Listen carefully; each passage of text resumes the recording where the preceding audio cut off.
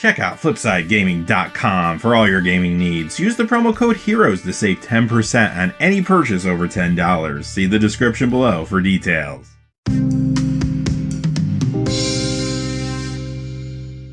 Hey there, this is John from Heroes and Legends, and welcome to this special edition of the Magic the Gathering Market Watch, where today we're going to check in on price trends for Ravnica Allegiance cards, now that the set has been out for almost a month at this point.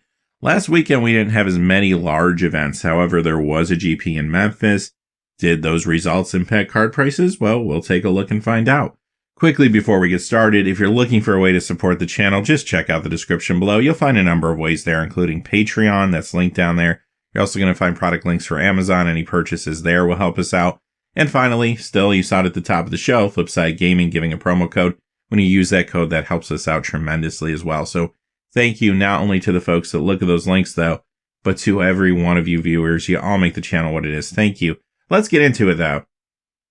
We're going to start off with the top 10 Ravnica Allegiance cards that have lost value this week. Coming in at number 10 is Prime Speaker Vannifar, down 31 cents to $11.95. Now, it's really Commander propping up this price at this point anyway. $11, $12, it feels like a lot for this card. It's not doing anything in Standard, really. Maybe people are trying to make it work in Modern, more on that in a second, but it's really all about the different combos and the different things you can do with Commander that has made this card successful so far. Now, could the Modern Vannifar deck get there? Yeah, maybe, and if it does, this card could stabilize, maybe even go up a little bit, but it still hasn't put up that big result yet. Time will tell. Number 9 is Gruul Spellbreaker, down 36 cents to $2.50. I think this card could be a sleeper hit. If you do not have a playset yet of this, I would grab one. You might be able to find these for like $2 a piece or something like that online. Here's why. The card isn't necessarily lighting up all the competitive tournament deck lists right now. However, if you look at the results from GP Memphis last weekend, there was a 4th place Gruul midrange deck running 4 of these in the main. And I think that could be a harbinger of things to come. The Gruul deck is looking better and better. There's a chance that it could perform very well this weekend at the Pro Tour. And if that happens, this card could surge a little bit. This is definitely one to keep an eye on, though, not just because of Standard play, but also because of Modern. I've seen this show up in Red-Green Eldrazi decks and Gruul aggro decks there, too. If one of those decks happen to hit at some point, again, this card actually could spike. Definitely one to watch. Number 8, Judith the Scourge Diva, down 38 cents to $3.61. Another big Commander card here, although this one being a rare compared to Prime Speaker Vannifar, which of course was a Mythic, means this one's a little bit cheaper. But because of all the different Mardu Aristocrat strategies that came out of the previous set, there are a lot of people building around those type of things right now for Commander, and this is a solid card there. However, this has not done a whole lot in Standard, which means people might give up on the Aristocrat strategy there if something doesn't happen in the next week or two. Aside from that, though, there are some people trying to play this in Modern. There's a Jund Shaman's deck, which is basically a Collected Company deck running this. That's kind of interesting. There's also an Aristocrats build there. Again, if one of those happens to make it in a big tournament at some point, this card could surge, but that might be a little bit of a long shot. Number 7, Skargon Hellkite, goes down 38 cents to $7. You know, this is a solid card. It's just that the decks that it performs well in haven't necessarily been doing great in the Standard meta. Because of that, it continues to lose value. Could that change this weekend at the Pro Tour? Maybe. Some people might gamble on this card and try to pick up some copies this week just in case. Now, it has shown up in some Gruul aggro and mid-range decks, and sometimes running up to 4 in the main.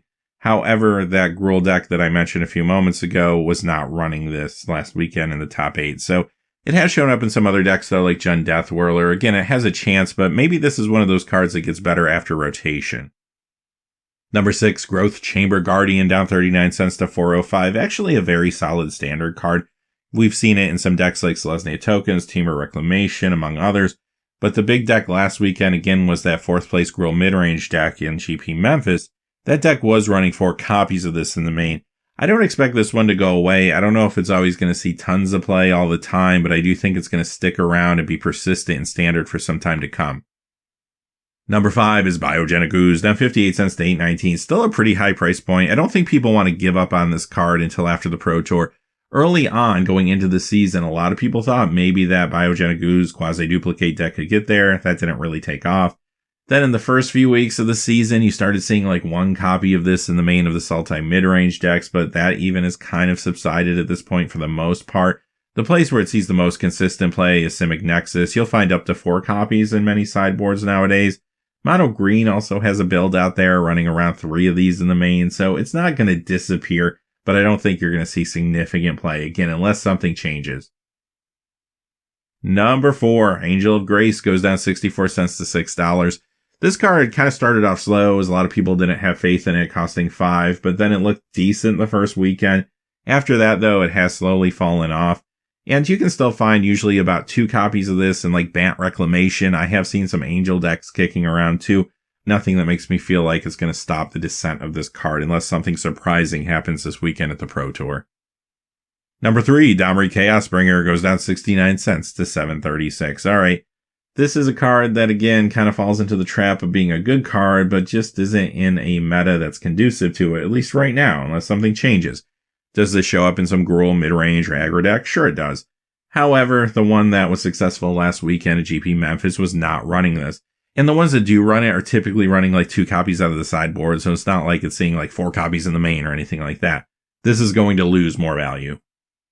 Number 2, Spawn of Mayhem goes down 75 cents to $8.71. Another card that's extremely solid, but just hasn't been performing great in the meta.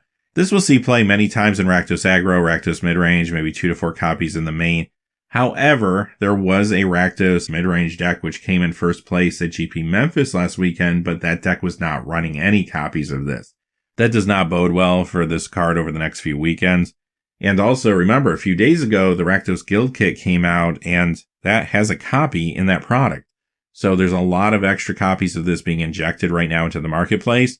This is going to lose a lot of value, even if it has a pretty good weekend here or there. Number 1, Hydroid Crisis. Oh no, going down 82 cents to $37.05. How is that possible? The golden child of the standard format losing 82 cents. Well, this isn't unexpected. It was climbing so quickly that you're going to see some snapback. It's just going to happen, especially as more packs get open and the early engagers get their copies. The folks that know they want 4 of these for as long as it's going to be legal and standard, they pretty much have their copies and they spent whatever it took to get them. Now, the more casual players will begin to buy into this card after the Pro Tour typically, so I do think you will see quick stabilization after this weekend and also maybe even a little spike. Hydroid Crisis is still going to be a big card going forward. I mean, look at last weekend. Sultai Midrange came in both 2nd and 3rd place. Both of those decks are running 4 of those at GP Memphis. Simic Nexus came in 5th place, running 2 copies in the main. This is also found in other Nexus builds, Sultai Campaign, Bant Reclamation, all over the place right now. All right, we're only going to do top 4 cards that are gaining value from Ravnica Allegiance because once you go past the top 4, we're just talking about cards moving by pennies, not really telling us a whole lot. So let's look at number 4. Number 4 is an uncommon, and believe it or not, 3 out of 4 of our cards on this list are uncommons. Goes to show you how good the uncommons are in this set.